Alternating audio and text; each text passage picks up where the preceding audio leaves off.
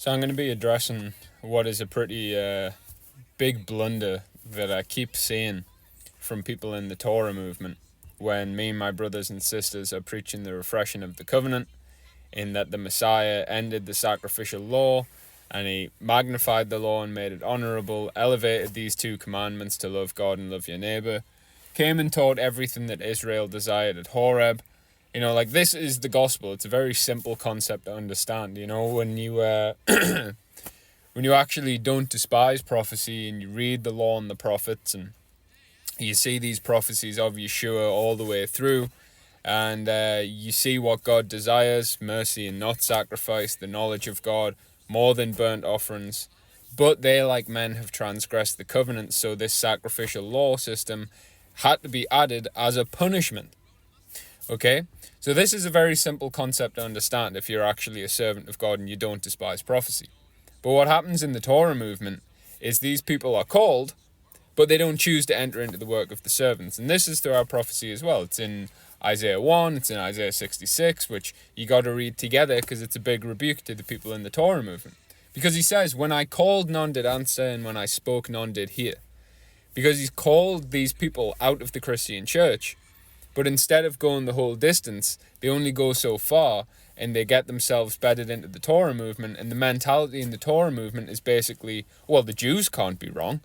But when you actually, again, don't despise prophecy, and you see all the prophecies against the southern kingdom of Judah, the house of Judah, you're going to see that's a very big mistake to make. Of course the Jews are wrong. We're told not to go to the left and not to go to the right. Okay, so what I've been seeing recently is these people from the Torah movement saying, well, I don't know why you're bashing on sacrificial law. We're going to be under sacrificial law in the kingdom. We're going to be offering animal sacrifices in the kingdom. And they base it off of these chapters in Ezekiel, basically from chapter 40 to the end of the book, where it's talking about this new temple, and it's talking about the laws and ordinances of the sacrifices within this temple. And they think that that is speaking of the kingdom to come. But what they miss out is this incredibly important detail in chapter 43. And it's saying, it's Jehovah speaking to Ezekiel, and he says, Son of man, go and speak these words unto the house of Israel. And if they are ashamed of their iniquities, then they will return to the land, and they will perform these sacrifices and burnt offerings. So what you have to understand is that Ezekiel was written in the context of the house of Israel still being in their initial 390-year period of captivity that they received in 2 Kings 17, and the period of punishment you see in Ezekiel 4, when God tells Ezekiel to lay on his left side for the house of Israel for 390 days, and it's days for years. In the house of Judah, they get 40 days, again, days for years.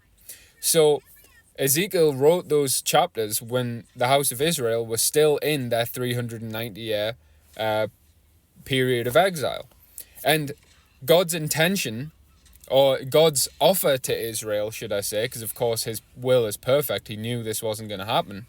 God's offer to Israel was, you're going to go into Assyria for 390 years, and after 390 years, you can return to the land, and you can perform these sacrifices and burnt offerings, and you can be back under the covenant, but still with the schoolmaster over you.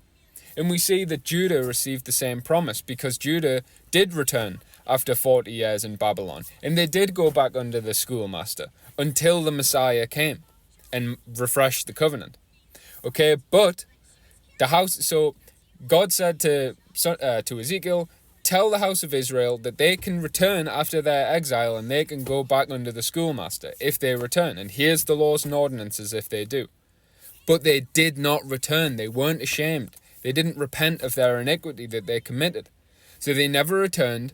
And so Leviticus 26 comes into play, where it says that if God punishes you for your sin, and you don't repent and you don't take the chastisement that he gives you, then the punishment will be increased sevenfold. So the house of Israel's period of punishment went from 390 years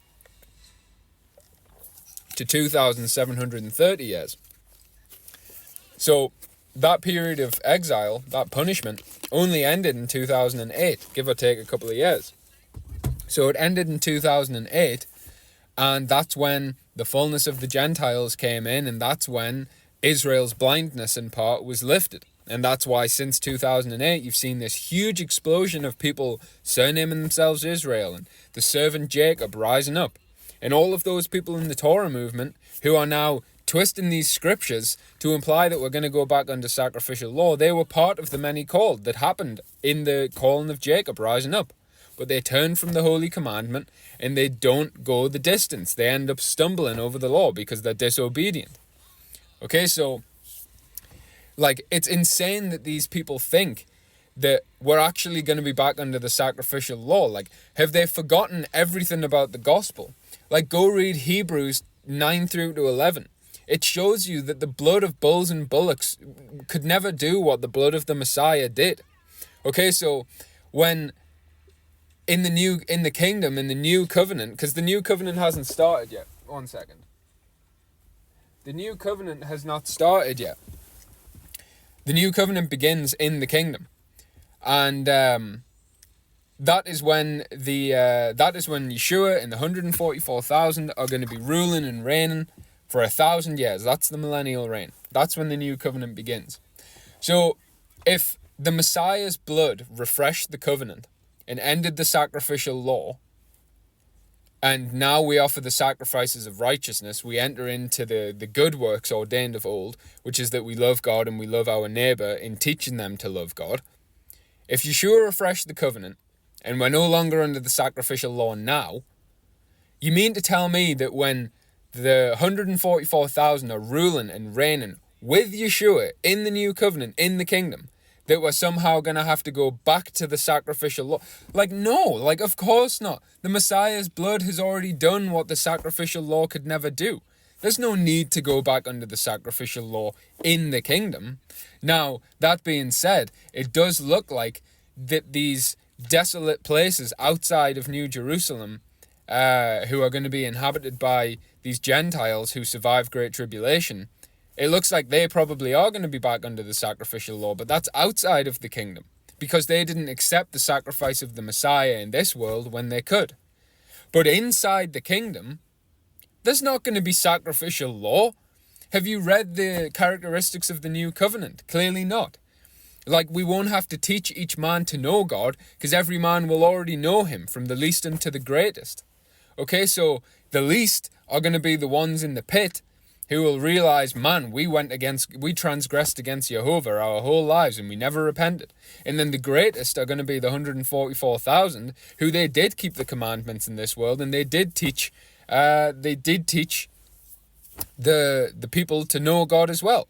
But in the new kingdom, in the new covenant, in the kingdom, there'll be no need to do that. And that's because everyone will be keeping the commandments who is in the kingdom. So if everyone's going to be keeping the commandments in the kingdom, why would we have to offer animal sacrifices? Like, it makes no sense. It makes absolutely no sense. Like, this is a huge, huge blunder. If the house of Israel are ashamed for their iniquities, then they will return to the land, and then they will offer the sacrifices of animals and burnt offerings. But they weren't ashamed. So they didn't return, so they didn't go back under the sacrificial law. This is like fundamental milk. The Torah movement are just laying these false burdens and stumbling blocks in front of the lost sheep. And it would be better that a millstone were put around their neck and they were cast into the sea for doing this. So if you're in the Torah movement and you're preaching this, repent. Like, big time repent.